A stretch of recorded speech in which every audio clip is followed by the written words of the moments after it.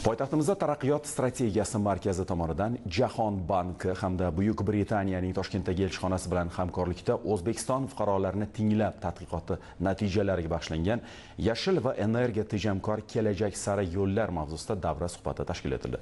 Ushbu anjumanda O'zbekistonda yashil iqtisodiyotga o'tish, energiya samaradorligini oshirish va ekologik barqarorlikni ta'minlash bo'yicha amalga oshirilayotgan islohotlar e'tirof etildi hamda istiqboldagi vazifalar tahlil qilindi.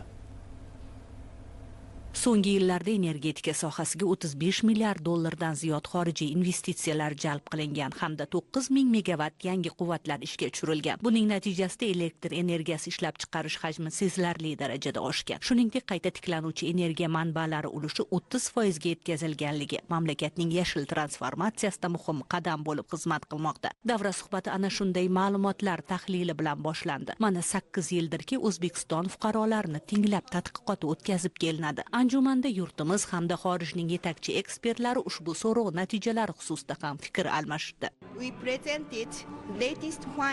Biz O'zbekiston fuqarolari o'rtasida o'tkazilayotgan so'rov natijalari bilan tanishmoqdamiz. Ushbu tadqiqot 2018-yildan buyon muntazam o'tkazib kelinmoqda. So'rov orqali aholining fikrlari o'rganiladi va unda iqtisodiy islohotlar, shuningdek bandlik, mehnat bozori kabi qator muhim ijtimoiy-iqtisodiy ko'rsatkichlar qamrab olinadi. Bugungi natijalarga ko'ra yurtdoshlaringiz orasida hozirgi iqtisodiy vaziyatga nisbatan juda yuqori ijobiy munosabat kuzatilmoqda. Davra suhbatida so'zga chiqqanlar O'zbekiston 2030 strategiyasida energiya samaradorligini oshirish va atrof muhitni muhofaza qilish borasida belgilangan ustuvor vazifalar haqida ham so'z yuritishdi. O'zbekiston 2030 strategiyasida yashil energetikaga o'tish, ya'ni faqatgina yashil tokka ishlab chiqarish emas, butun boshli iqtisodiyotimizni, sanoatimizni modernizatsiya qilish, yangi texnologiyalarni joriy qilish, energiya tejovchi texnologiyalarni ham ishlab chiqarishda, hamda qishloq xo'jaligida ham kerak bo'lsa o'sha suv tejovchi texnologiyalarni joriy qilish masalalari ustuvorlik berilganligini ko'rishimiz mumkin. Undan tashqari mana yashil energetikani umumiy energetika hajmidagi hozir mana 30% ga yetgan bo'lsa, O'zbekiston 2030 strategiyasida bu ko'rsatkichni 54% ga olib chiqish masalasi kun tartibida turganligini ham ko'rishimiz mumkin.